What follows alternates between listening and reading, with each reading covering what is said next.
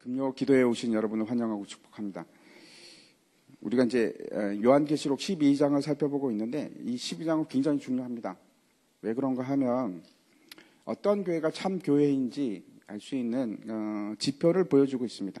지난 시간에 우리가 해를 입은 여자들에 대해서 살펴봤는데 말씀드린 것과 같이 성경에서는 일률적으로 어떤 특별한 메타포를 사용을 합니다. 거의 동일한 개념들을 많이 사용하고 있는데 상징입니다. 상징을 사용합니다. 예를 들어 진리가 말하는 것은 뭡니까? 진리가 말하는 것은 언제나 예수 그리스도입니다. 진리가 나오는데 다른 것으로 해석하시면 안 됩니다. 진리는 항상 예수 그리스도. 지혜도 마찬가지로. 물과 포도주가 또 상징하는 것들이 있고 또 뭐 여러 가지가 있습니다. 그런데 이제 성경에서 나오는 여자가 있습니다. 여자는 뭘까요? 여자는 두 가지 중에 하나입니다. 여자가 등장하면 둘 중에 하나인데 하나는 교회입니다. 교회. 예수 그리스도의 몸된 교회. 예수 그리스도의 정결한 신부. 하나님의 백성. 교회를 의미하고 또 하나는 반대로 여자가 또 의미하는 것이 있는데 그것은 음녀입니다. 음녀. 이 여자는 언제나 순결하지 못하고 음녀의 모습을 가지고 있어서 그리스도의 백성에 대적하는 세력입니다. 세상의 제국의 모습. 이 음녀의 모습으로 드러납니다. 한번 보여주십시오. 창세기 이제 11장에 보면 이제 여자는 뭐라고요? 여자는 교회 또는 음녀 둘 중에 하나입니다. 넘겨주십시오. 그 창세기 11장에 보면은 두 나라의 모습이 이제 등장을 합니다. 하나는 세상의 나라. 세상의 나라는 어떤 형식으로 드러나기 시작하냐면 성을 쌓기 시작하고 그 다음에 탑을 쌓기 시작하고 그것을 지키는 자, 보호하는 자, 그리고 아주 중요한 것이 있습니다. 자기의 이름을 내려고 합니다. 그것이 세상의 나라입니다. 문화가 번성하기 시작하고 문화가 아주 번창합니다. 뭐 음악, 뭐 여러 가지, 뭐 예술. 그리고 언제나 목적이 뭐가 되는가 하면 하나님과 같아지려고 하는 속성을 반드시 보여줍니다. 하나님과 같이 높아지려고 합니다. 그것이 이제 세상의 나라고 또 한 나라가 이제 창세기 11장부터 시작하는데 그것은 하나님의 나라. 어떻게 시작하냐면 하나님께서 아브라함을 부르심으로 시작을 합니다. 근데 아주 미미하게 시작합니다. 굉장히 미미한 세력으로 시작을 하는데 하나님께서 뭐라고 약속을 하십니까? 내가 너를 복을 주고 복을 주며 번성케 하고 번성케 하리라. 너희 자손들이 하늘의 별과 같이 많아질 거고 바다의 모래와 같이 많아지리라 하는 그 모습으로 이제 등장합니다. 하지만 이 신부가 하나는 그 땅의 세력입니다. 땅의 나라. 하나는 또 하나님의 나라. 이렇게 두 가지로 나오는데 그 교회가 하나님의 나라의 교회가 그러면 언제나 정결한 신부로 계속 존재하는가? 한번 교회가 정결한 상태면 계속 그 정결한 상태로 지속이 되는가? 아니요. 문제는 여기 있습니다. 그렇지 않습니다.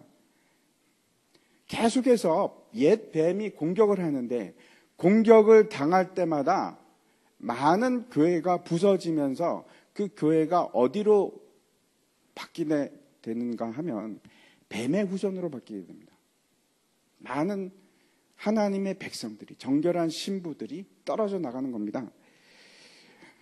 마태복음 12장 34절의 모습입니다. 제가 읽겠습니다. 독사의 자식들아 너희는 악하니 어떻게 선한 말을 할 수 있느냐? 이는 마음에 가득한 것으로 입으로 말함이라. 여기서 이제 독사의 자식들은 누군가 하면 바리새인들을 얘기하는데 예수님께서 하신 말씀입니다. 왜 바리새인들은 독사의 자식이 되었는가? 이스라엘 백성입니다. 그렇죠? 아브라함의 자손입니다. 아브라함의 나라는 하나님의 나라부터 시작한 겁니다. 그리고 그 후손들이 분명한데 그 중에 많은 사람들이 뭘로 바뀌었는가? 독사의 자식들로 바뀝니다. 뱀의 후손으로 바뀌는 겁니다. 이스라엘 전체를 놓고 한번 생각해 보시기 바랍니다. 예수님 당시를 말하는 건데 그 중에서 이 독사의 자식들에게 속한 자들이 얼마나 될까? 그렇지 않고 예수 그리스도에게 속한 사람들은 얼마인가? 누가 더 많다고 생각합니까? 여러분 한번 생각해 보십시오. 이스라엘 당시, 예수님 당시에 이스라엘에서 독사의 자식들이 더 많습니까? 아니면 하나님의 백성이 더 많았습니까? 예, 우리가 생각하기에 하나님의 백성들이 훨씬 소수였지 않을까 이렇게 생각을 합니다. 그러면 그 전에 우리가 쭉 올라가서 이스라엘 시대에 예를 들어서 엘리야 때를 봅시다. 엘리야 때 한번 생각해 보시기 바랍니다. 그때 뭐라고 했냐면 하나님께서 바알에게 무릎 꿇지 않는 자 몇 명? 7,000명을 남겨두셨다. 그때 이스라엘 인구가 몇 명이나 될까요? 근데 그 중에서 겨우 7,000명만 남은 자들이 됩니다. 그러면 지금은 어떨까? 지금 여러분, 우리 지금 전 세계 인구가 75억입니다. 75억 중에서 예수를 그래도 그리스도교에 속하고, 종교가 그리스도교의 범그리스도를 얘기하죠. 그 그리스도교에 속한 사람들이 얼마나 되는가 하면 3분의 1입니다. 75억의 3분의 1이면 한 몇 명이 될까요? 25억? 네, 그 정도죠. 근데 그 25억 중에서 그 25억 하나님의 나라의 백성, 신부, 교회 중에서 그럼 과연 진짜 신부는 얼마나 될까? 그렇게 많지 않을 것 같습니다. 마태복음 13장에 보면 예수님께서 이제 비유, 천국 비유에 대해서 말씀하지 않습니까? 그 중에 이제 두 가지 겨자씨 비유하고 그 다음에 또 가루 서말 누룩 비유에 대해서 우리가 보면은 첫 번째 제가 한번 읽어보겠습니다. 또 비유를 들어 이르시되 천국은 마치 사람이 자기 밭에 갖다 심은 겨자씨 한 알 같으니 이는 모든 씨보다 작은 것이로되 자란 후에는 풀보다 커서 나무가 되매 공중의 새들이 와서 그 가지에 깃들이 있느니라. 그리고 또 한 장 넘겨주십시오. 그 다음 비유는 또 비유로 말씀하시되 천국은 마치 여자가 가루 서말 속에 갖다 넣어 전부 부풀게 한 누룩과 같으니라. 이 두 비유를 보면은 똑같이 뭘로 시작하냐면 천국은 마치 이렇게 시작을 합니다. 우리가 먼저 다시 한번 정리해서 생각해야 할 것은 천국이라는 개념이 무엇인가? 하나님의 나라가 무엇일까? 제가 여러 번 말씀을 드렸지만 그 나라, 국가라는 왕국이라는 개념은 세 개가 필요합니다. 그렇죠? 하나는 주권, 다스림을 하는 주권이 존재해야 되고 그 다음에 또 백성이 필요합니다. 다스림을 받는 주체가 필요합니다. 그리고 세 번째, 그 다스림이 펼쳐지는 범위, 영토가 필요합니다. 이것이 이제 세 가지 요소라고 얘기하는데 그럼 그것이 단가? 그게 전부인가? 국가를 이루고 있는 요소는 그게 단가? 특별히 천국을 우리가 설명할 때 그 세 가지 요소로 모든 천국을 설명할 수 있을까? 하는 걸 한번 생각해 보시기 바랍니다. 그렇지 않습니다. 마태복음 13장에 이제 천국 비유가 7가지가 나오는데 거기 보면은 분명히 또 한 가지 요소가 들어갑니다. 그게 뭘까요? 원수입니다. 원수. 천국을 설명하기 위해서 예수님께서는 또 다른 한 가지 요소를 말씀하시는데 원수입니다. 그래서 생각해 보시기 바랍니다. 처음 이제 비유가 뭐였냐면은 씨 뿌리는 비유입니다. 좋은 밭에도 뿌려지고 길가에도 뿌려지고 그런데 누가 와서 먹습니까? 새들이 와서 먹습니다. 원수가 있습니다. 두 번째 비유에서는 가라지 비유인데 이제 밭에 좋은 씨로 열매 맺는 이삭들이 있고 또 뭐가 있는가 하면 가라지가 있는데 가라지는 누가 뿌렸습니까? 원수가 와서 뿌립니다. 원수가 와서. 그래서 이 땅에는 진짜도 있고 가라지도 있고 원수가 뿌린 가라지도 있고 이렇게 되어 있습니다.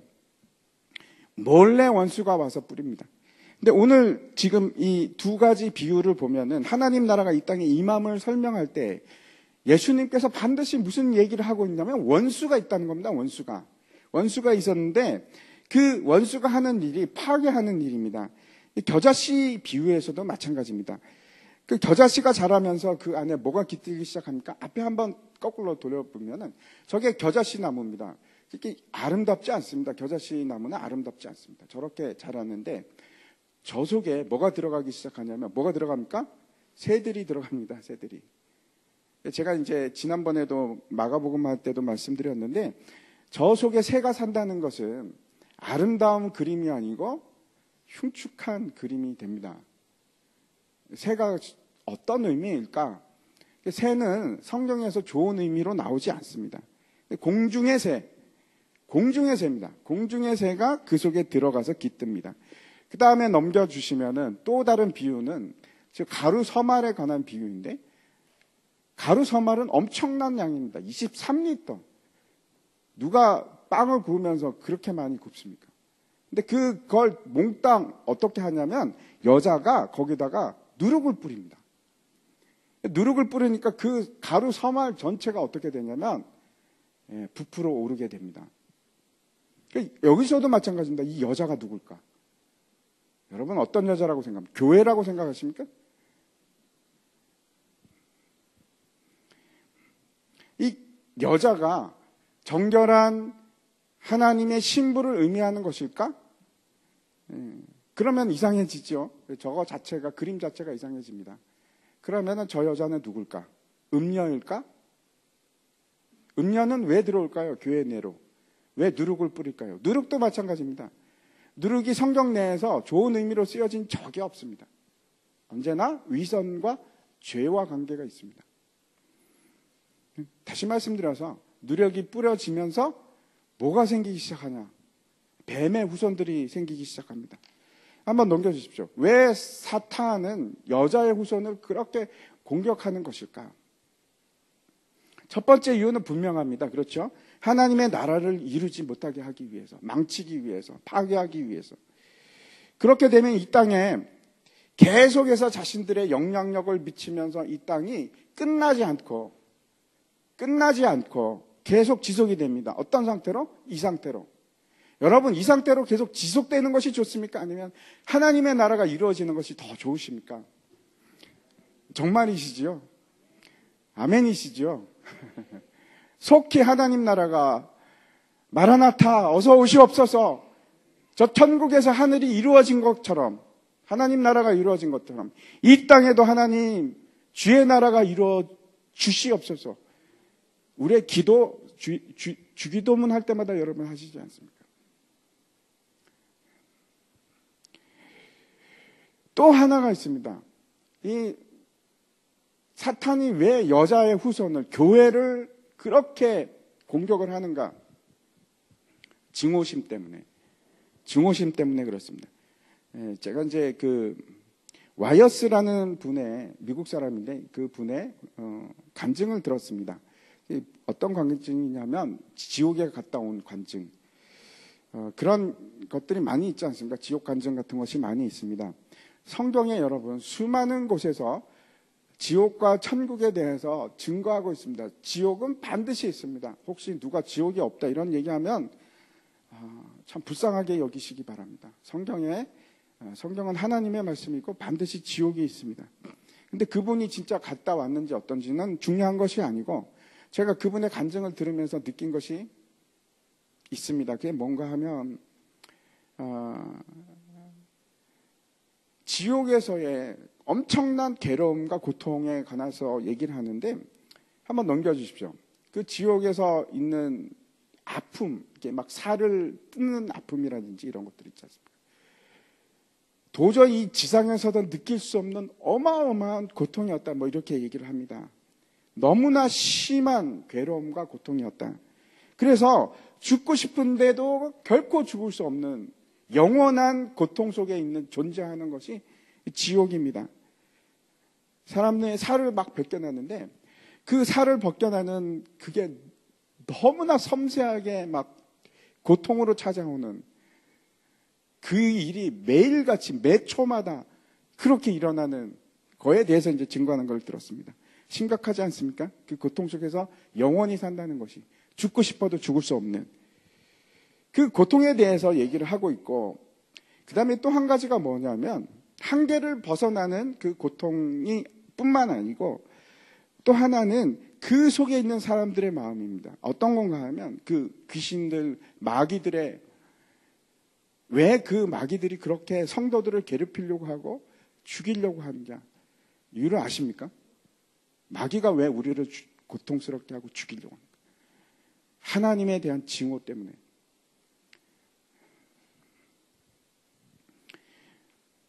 하나님을 증오하고 예수 그리스도를 막 모든 지옥에 있는 자들이 예수 그리스도를 증오하는 겁니다. 고통에 못 이겨서. 적개심, 영원한 적개심, 하나님에 대한 영원한 적개심, 분노. 하나님에 대한 영원한 적개심과 분노와 증오가 있는데 그것을 사탄이 누구에게 지금 쏟아붓고 있는가? 우리에게 쏟아붓는 겁니다. 지금 이 시간에도. 그러니까 제가 말씀드리는 것은 사탄이 지금 어떤 상태입니까, 여러분? 사탄은 이미 패한 상태입니다. 언제 패하게 됐습니까? 예수 그리스도께서 십자가에서 죽으시고 부활하는 그 순간에 영원한 사망의 권세를 깨트리고 승리하신 겁니다. 더 이상 사탄은 이길 수 있는 방법은 없습니다. 그리고 그가 정해져 있는 것은 저 불못 속에서 영원한 고통 속에서 사는 겁니다. 근데 그것이 적개심입니다. 하나님에 대한 적개심. 그리고 그 하나님에 대한 적개심으로 하나님의 모든 사람들을 그렇게 미워하고 죽이고 싶어하고 같이 고통 속으로 끌고 가서 지옥 속에서 같이 그 고통을 누리기를 원하는 겁니다. 적개심, 증오 속에서.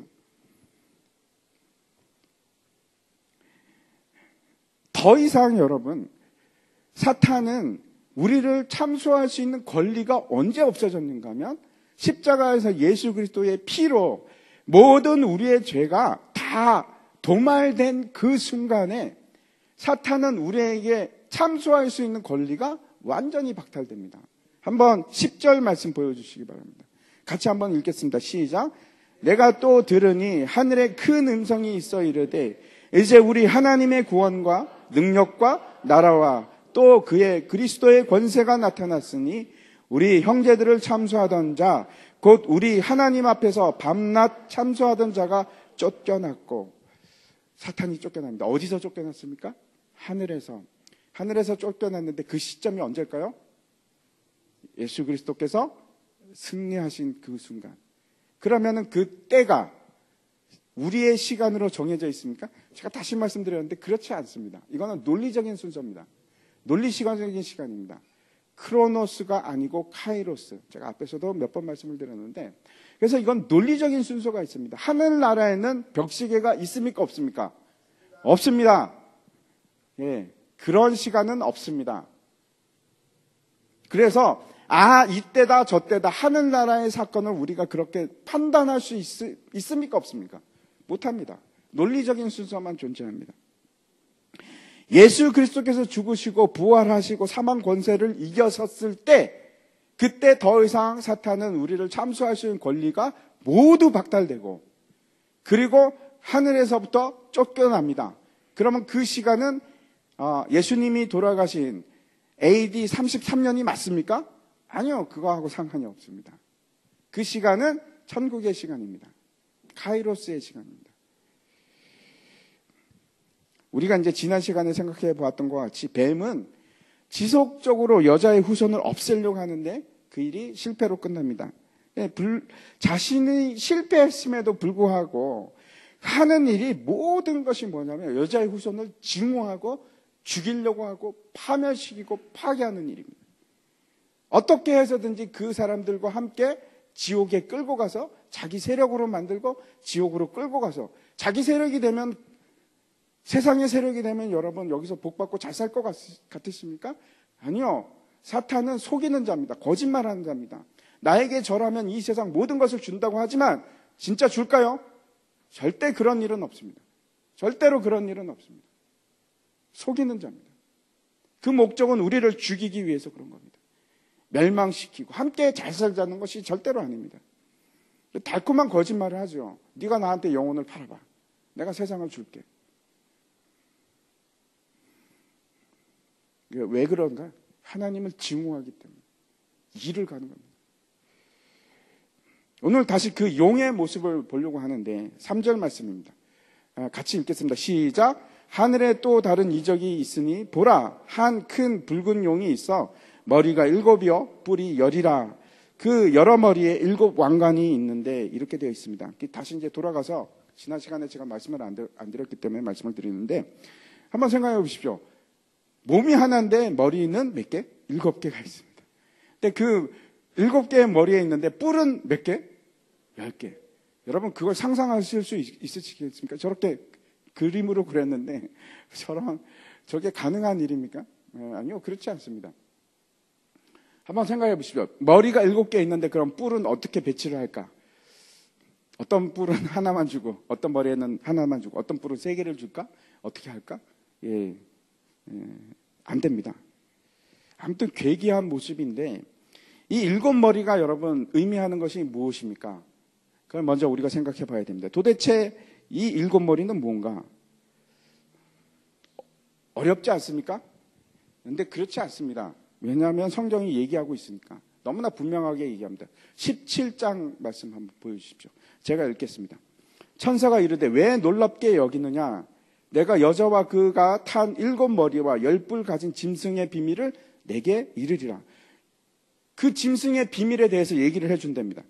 내가 본 짐승은 전에 있었다가 지금은 없으나 장차 무저갱으로부터 올라와 멸망으로 들어갈 자니 땅에 사는 자들로서 창세 이후로 그 이름이 생명책에 기록되지 못한 자들이 이전에 있었다가 지금은 없으나 장차 나올 짐승을 보고 놀랍게 여기리라. 지혜 있는 뜻이 여기 있으니 그 7머리는 여자가 앉은 7산이요 또 7왕이라. 5은 망하였고 하나는 있고 또 다른 하나는 아직 이르지 아니하였으나 이르면 반드시 잠시 동안 머물리라.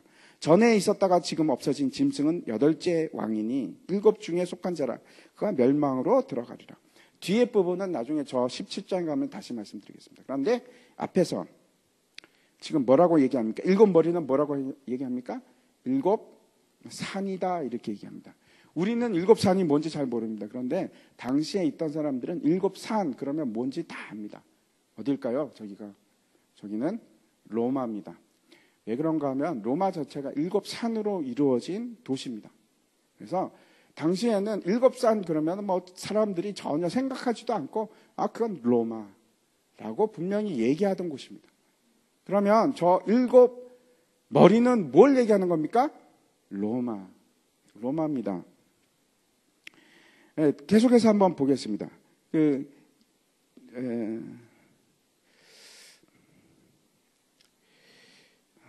왕이라는 것은 왕조를 뜻하기도 하지만은 또 어떤 의미를 갖고 있냐면 그 7은 로마 제국을 의미하는 것인데 또한 본질적으로 세상의 나라의 왕들을 얘기하는 겁니다. 계속 12절부터 보겠습니다. 12절부터인가요? 제가 12절부터 보겠습니다. 내가 보던 10뿔은 10왕이나 아직 나라를 얻지 못하였으나 다만 짐승과 더불어 임금처럼 한동안 권세를 받으리라. 그들이 한 뜻을 가지고 자기의 능력과 권세를 짐승에게 주더라. 그들이 어린 양과 더불어 싸우려니와 어린 양은 만주의 주시오 만왕의 왕이심으로 그들이 이기실 터이요 또 그와 함께 있는 자들 곧 부르심을 받고 택하심을 받은 진실한 자들도 이기리로다. 그 짐승에게 10뿔이 있습니다. 7머리가 있는데 그 7머리에서 10뿔이 나왔습니다. 그렇죠? 그것을 뭐라고 얘기합니까? 여기서는 10왕이라고 합니다. 10왕이라는 것은 10나라. 현재 그들이 나라를 가지고 있지 않지만 요한의 때입니다. 요한의 때에 현재 나라를 가지고 있지 않지만 나라를 얻을 것이다 이렇게 얘기합니다. 많은 사람들이 이 구절을 어떻게 해석을 했는가 하면 저도 이제 기억이 나는데 제가 어릴 때는 모든 사람이 저 10뿔에 대해서 뭐라고 얘기했냐면 여러분 혹시 아십니까? EC, EU, 유럽연합이라고 얘기를 했습니다. 그래서 유럽연합이 이제 막 만들어지기 시작하니까 사람들이 계속해서 저게 10나라가 될 거예요. 10나라가 될 거야. 계속 그렇게 했던 적이 있습니다. 그런데 지금 혹시 아십니까? 지금 유럽연합이 몇 개국인지 혹시 아십니까? 28나라입니다. 28나라. 그렇다면 저거는 아닙니다. 유럽연합은 아닙니다.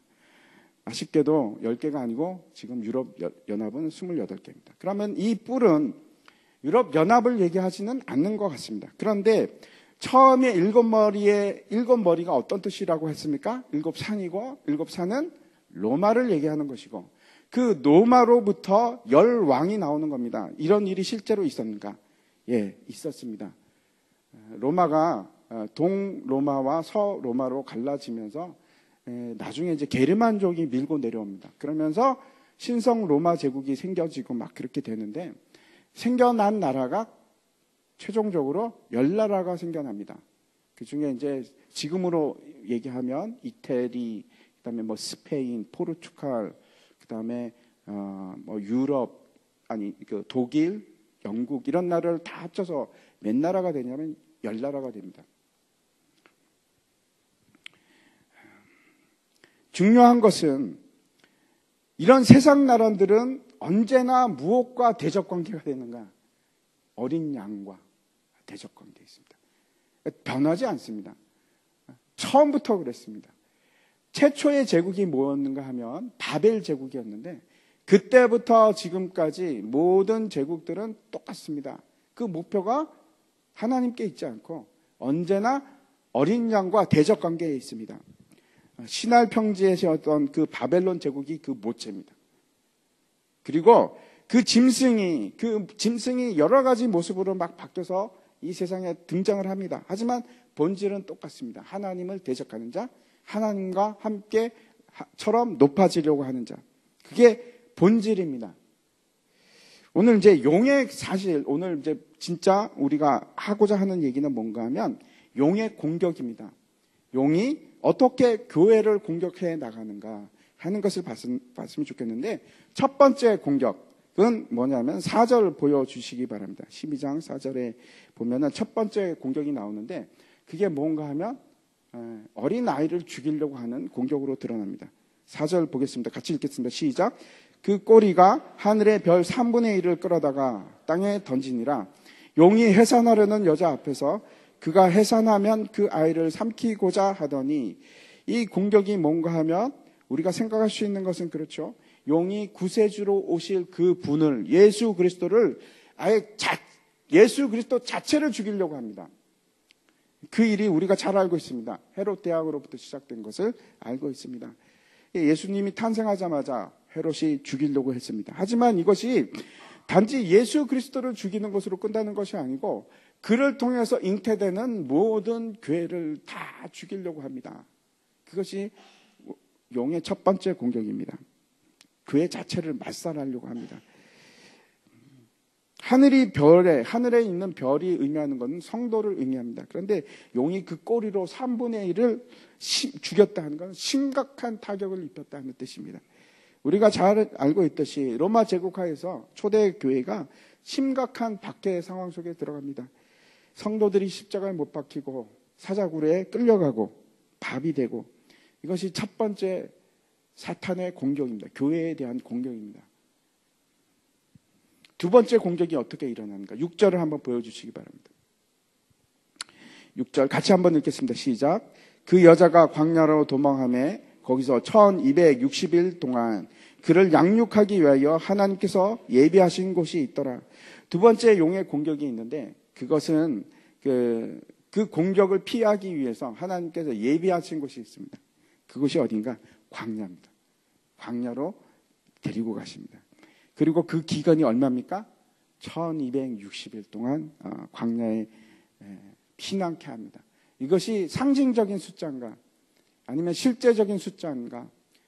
저는 어떻게 생각하냐면 실제적인 숫자로 생각합니다. 왜냐하면 이 1260일에 대해서 여러 가지 방법으로 얘기를 합니다. 한 번은 42개월로 얘기할 때도 있고 또 한 번은 한때, 두때, 반때로 얘기를 합니다. 3년 반으로 얘기합니다.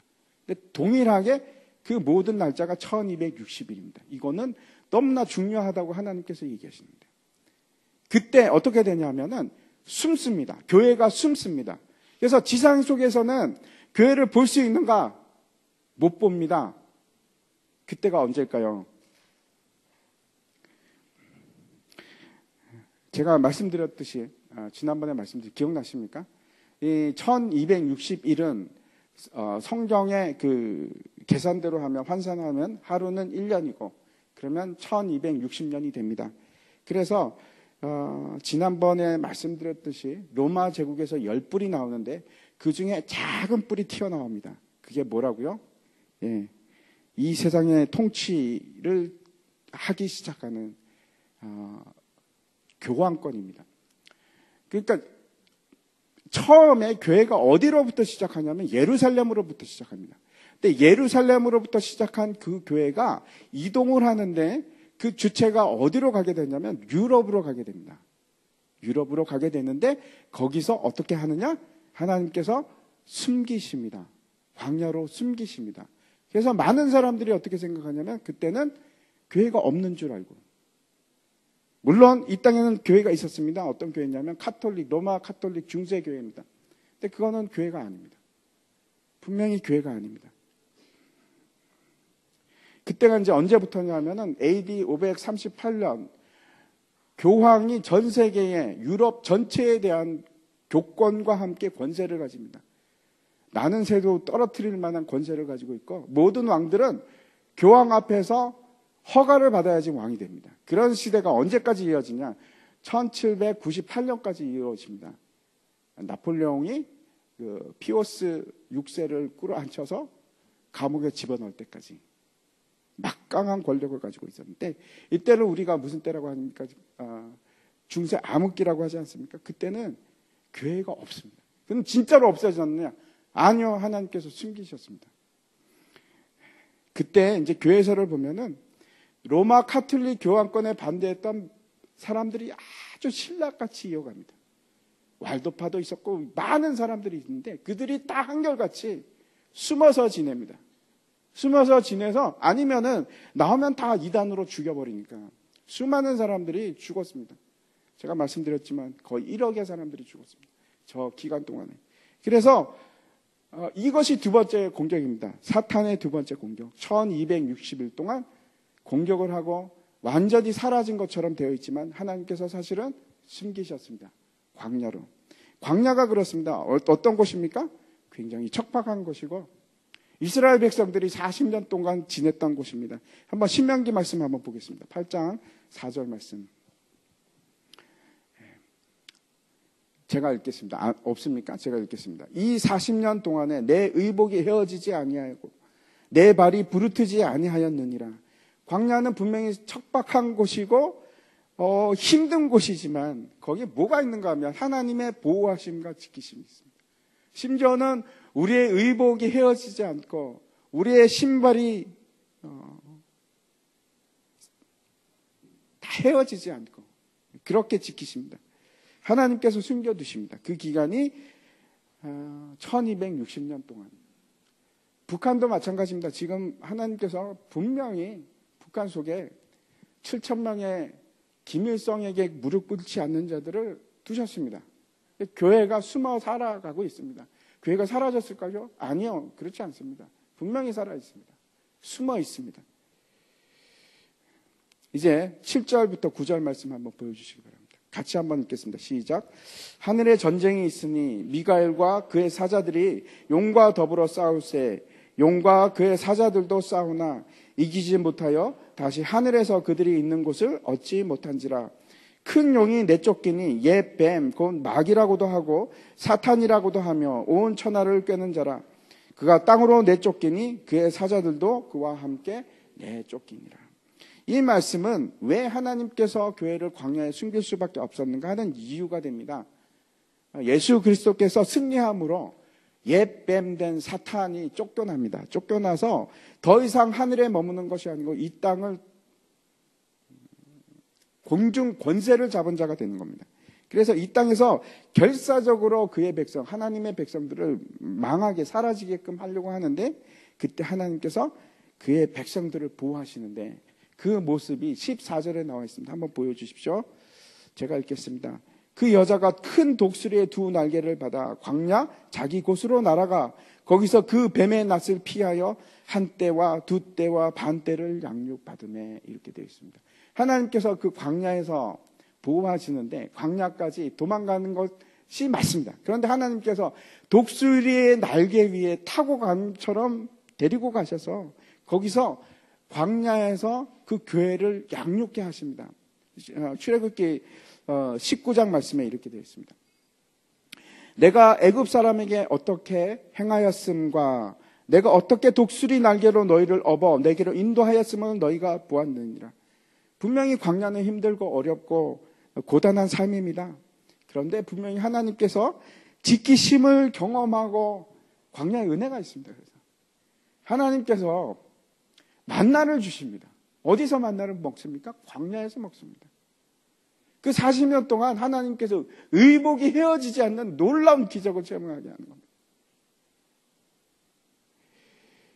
우리를 보호하시는 방법이기도 합니다. 광야에서.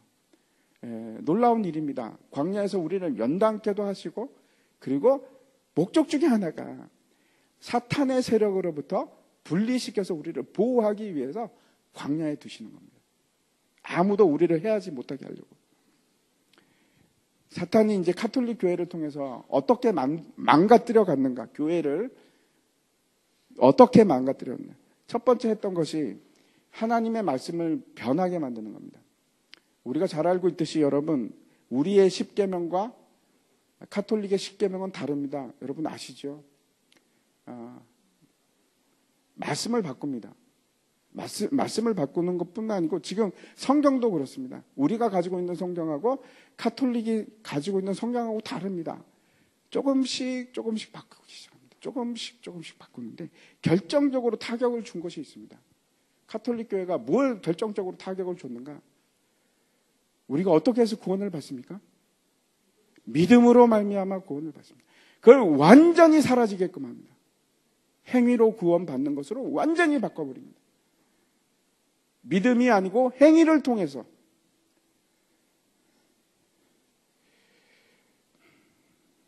구원이 인간의 행위로 되는 것이라고 완전히 바꿔버립니다.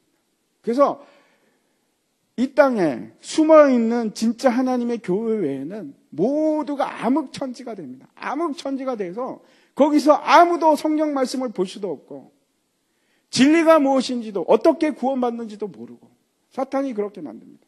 그런데 놀라운 일이 일어났는데 그때가 뭐냐면 1517년에 마틴 루터가 종교개혁을 일으키기 시작합니다. 아니다. 구원을 받는 것은 믿음으로 말미암아 구원을 받는다 하는 것을 하나님께서 주신 거죠. 그걸 가지고 나와서 사탄과 싸우기 시작합니다.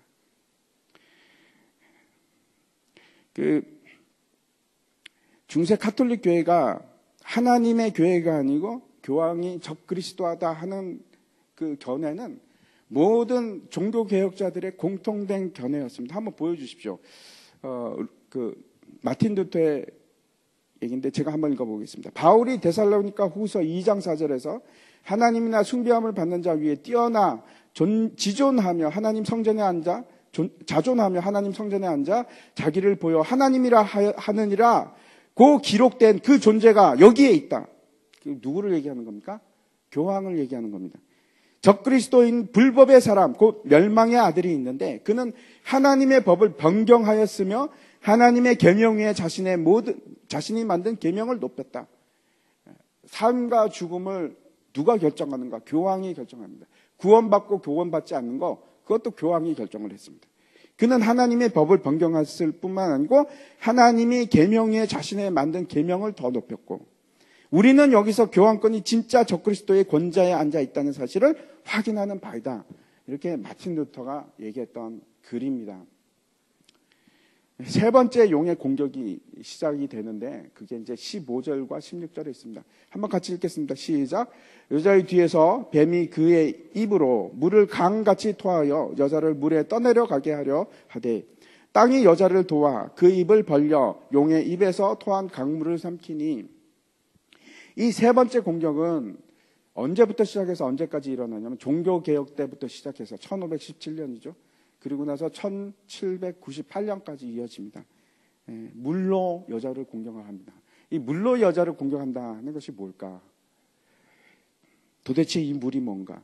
물은 성경에서 계속 상징하는 것들이 있는데 백성을 의미합니다. 세상을 의미하기도 하고 백성. 때로는 생명을 완전히 반대로 생명을 의미하기도 합니다. 잘 알듯이 물이 바다 덮음같이 바다도 물이고 물도 물이지 않습니까? 근데 그 물이 다릅니다. 도대체 물이 뭔가 이제 어디에 나오는가 하면 계시록 17장에 나옵니다. 한번 보여주십시오. 같이 한번 읽겠습니다. 시작. 17장 15절인데, 예, 죄송합니다. 거기 없습니까? 연계수록 17장 15절인데 제가 읽겠습니다. 또 천사가 내게 말하되 내가 본 바 음녀가 앉아있는 물은 백성과 무리와 열국과 방언들이니라 라고 되어 있습니다. 그래서 물로 교회를 공격하는 것이 뭔가 하면 사람들을 통해서, 말을 통해서 공격하는데, 여전히 뱀의 후손이 진짜 참된 교회의 후손, 여자의 후손보다 훨씬 더 압도적입니다. 전쟁을 하는데 종교 개혁 후에 많은 전쟁이 있었습니다. 구교와 신교 사이에 수많은 사람들이 죽고 박해가 지속됩니다.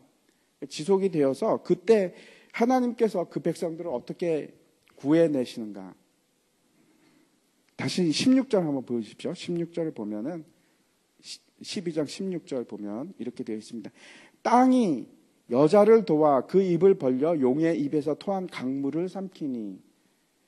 땅이 물을 사라지게끔 합니다. 이게 도대체 어떤 뜻일까? 뭐 여러 가지로 우리가 생각할 수 있는데, 땅은 물과 정반대의 개념입니다. 사람들이 없는 황량한 곳을 의미하기도 합니다. 이곳이 어딜까? 여러분 어디라고 생각합니까? 지금 교회가 어디로까지 갔습니까? 예루살렘에서 유럽으로 갑니다. 그리고 유럽에서 또 어디로 도망을 가는가? 신세계로 도망을 갑니다. 많은 사람들이 저 땅을 아메리카 대륙으로 생각합니다. 신세계로 생각을 합니다. 1260년 동안의 그 암흑기가 끝날 때 사람들을 받아주던 땅이 있었습니다. 그것이 이제 신대륙인데, 많은 사람들이 종교의 박해를 피해서 어디로 갔는가 하면 신세계로 갑니다. 대표적인 것이 메이플라워 호를 타고 그 청교도들이 가지 않습니까? 종교의 자유를 찾아서.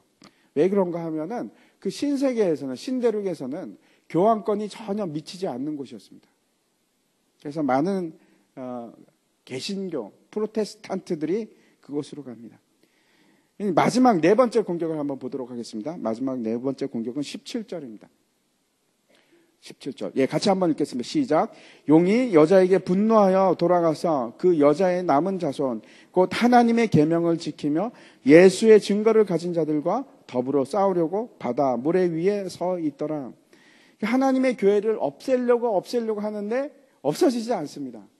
계속해서 살아남습니다. 그 교회가 살아남고, 그리고 이제 어디까지 가는가 하면, 잘 보십시오. 저기 보면 바다 모래 위에 서 있는 곳까지 갑니다.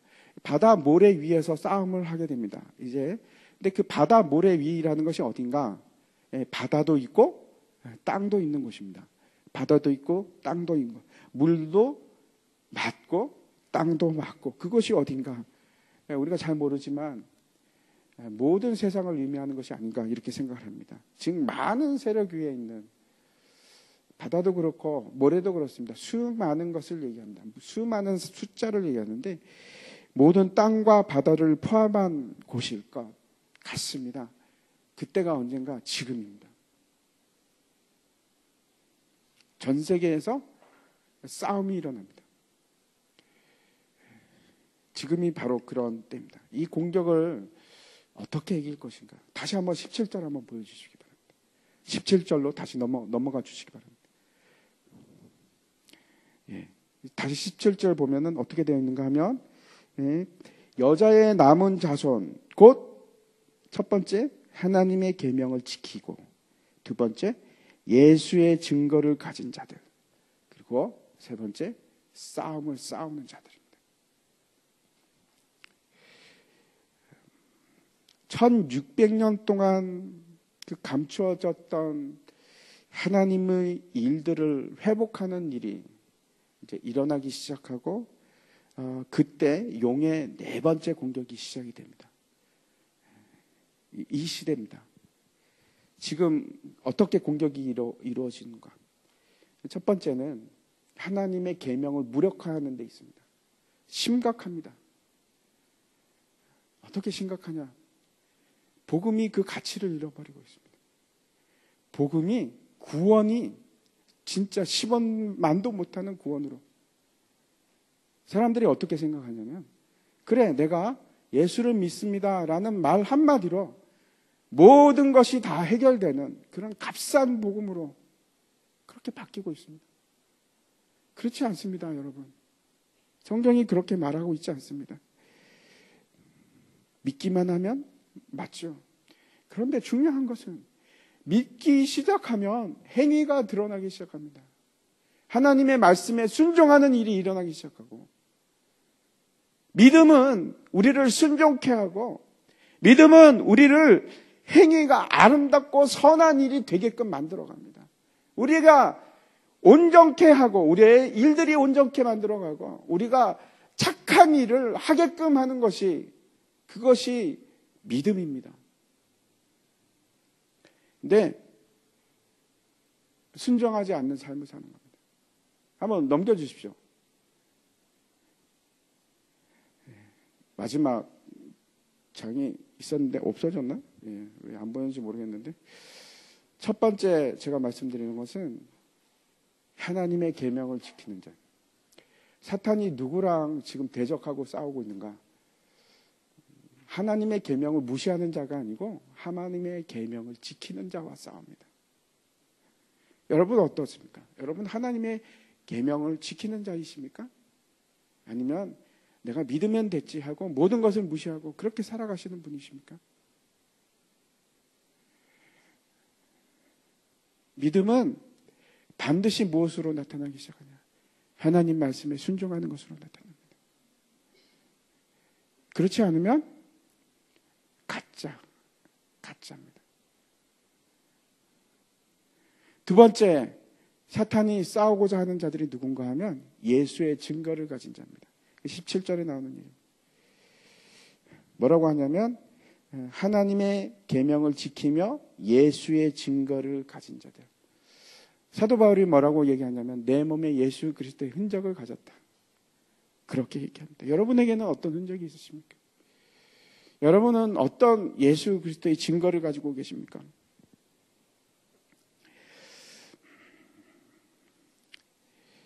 진짜 하나님의 사람은 계명을 지키는 자.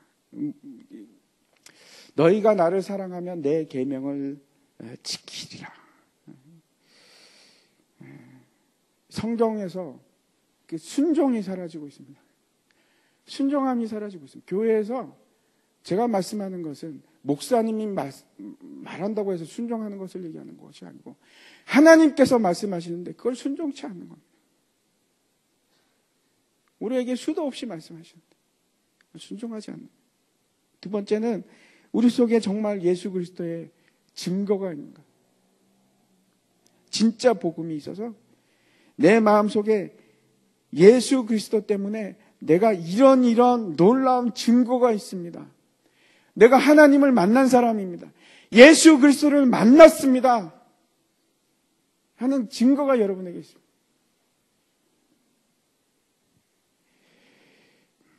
나는 예수님과 친밀합니다. 나는 예수님과 사귀고 있습니다.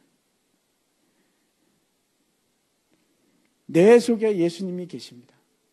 예수 그리스도의 증거를 가진 사람들의 특징은 뭐냐면 예수님의 성품이 드러나기 시작하는 사람입니다. 온유하고 겸손하고 사랑하고 오래 참고 성내지 아니하며 인내하고 충성과 자비와 양선이 드러나기 시작합니다. 성령의 열매를 가진 자. 성령의 열매를 가진 자들이 예수의 증거를 가진 자들입니다. 그 사람들이 진짜 교회입니다. 그리고 세 번째는 용과 싸우는 사람들입니다.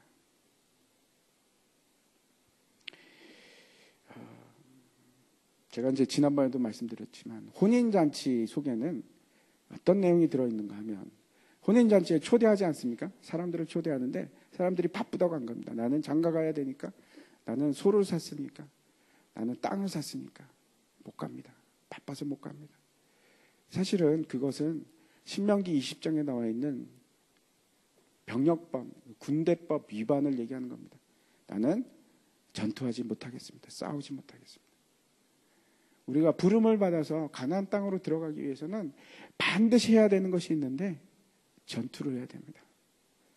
하나님의 교회가 지금 이때 해야 될 것이 있는데 그게 뭔가 하면 선한 싸움을 싸우는 일입니다. 한때는 숨어서 할 때가 있었습니다. 광야에서 숨어서 할 때가 있었습니다. 한때는 도망갈 때가 있었습니다. 근데 지금은 어떤 때냐면 드디어 맞서서 싸울 때입니다.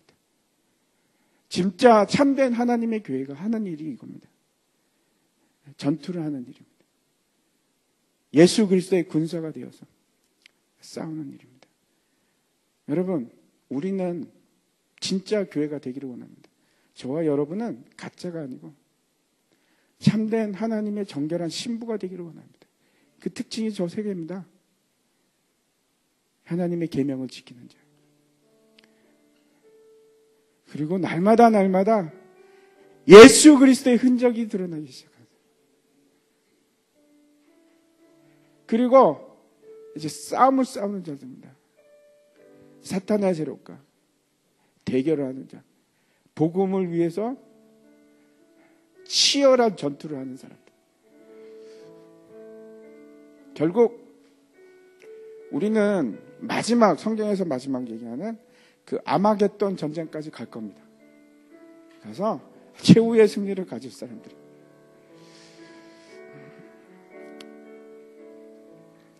오늘 같이 파송의 노래 같이 부르는 너의 가는 길에 주의 평강이 있으라.